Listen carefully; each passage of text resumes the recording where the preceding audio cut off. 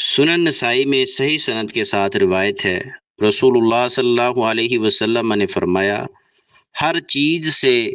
حسن سلوک کرنا اللہ تعالیٰ نے فرض قرار دیا ہے۔ اس لیے جب تم کسی جانور کو ذبح کرنے لگو تو اچھے طریقے سے ذبح کرو۔ ذبح کرنے والا شخص اپنی چھری کو تیز کرے اور اپنے جانور کو راحت پہنچائے۔ اس حدیث مبارکہ کا مفہوم یہ ہے، اسلام ہر چیز کے ساتھ اچھا سلوک کرنے کا حکم دیتا ہے،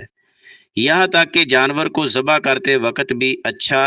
اور آرام دہ طریقہ اختیار کرنے کا حکم دیا ہے کہ جانوروں کو ذبح کرنے سے پہلے چھری کو اچھی طرح تیز کر لیا جائے تاکہ ذبح کرتے وقت زیادہ دیر نہ لگے، اور چھری کو بھی جانور کے سامنے تیز نہیں کرنا چاہیے بلکہ کسی اور جگہ تیز کرنے کا حکم ہے، اور اگر چھری کند ہو، تیز نہ ہو تو ذبح کرتے وقت جانور کو زیادہ تکلیف اور تنگی ہوگی۔